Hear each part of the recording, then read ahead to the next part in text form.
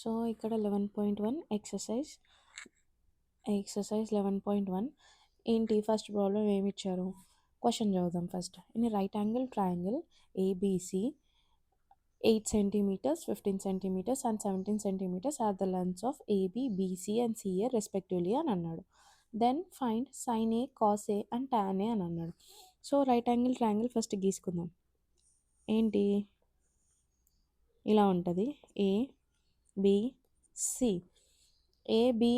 AB ఎంత ఇచ్చిండు? Length of AB is 8 అన్నాడు. And length of BC is 15 అన్నాడు. అండ్ సిఏ ఈజ్ 17 అన్నాడు.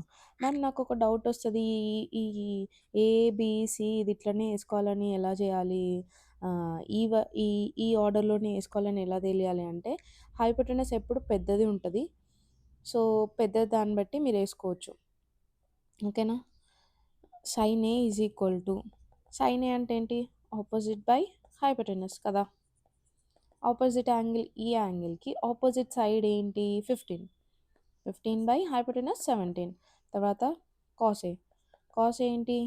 Adjacent by hypotenuse. నేను షార్ట్కట్లో రాస్తున్నాను, హైపో అడ్జసెంట్ ఏడీజే అని. అడ్జసెంట్ ఏంటి?